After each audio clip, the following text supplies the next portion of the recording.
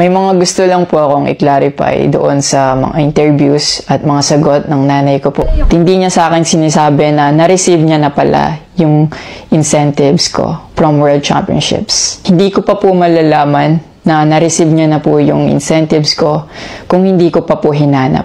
Never ko na po na-receive yung incentives ko po na yun.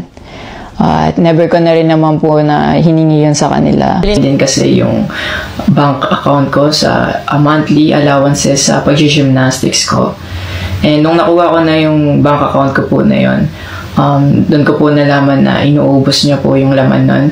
And nasa akin po yung mga bank statement ng withdrawal po. Yung principal po kasi dito wala po sa liit o laki ng amount po na incentives po na ginalaw niya, kundi po sa pagtago at paggalaw niya nang wala ko pong consent. Pa nagsimula daw yung hindi namin pagkakaintindihan dahil kay Chloe daw po. Opo, totoo po yun.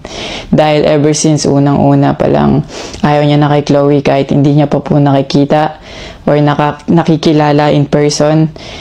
And mas nagkalabuan po kami nung naglagay po ako ng boundaries sa relationship ko. Kasi pinaglaban ko po si Chloe dahil gusto ko po siya. Si Chloe po may sarili po siyang income.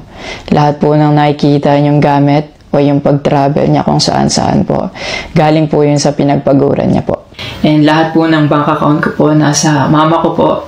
At may mga instances po talaga na si Chloe po yung sumasagot sa akin. Actually, nagkita po yung mama ko and yung family ni Chloe twice po.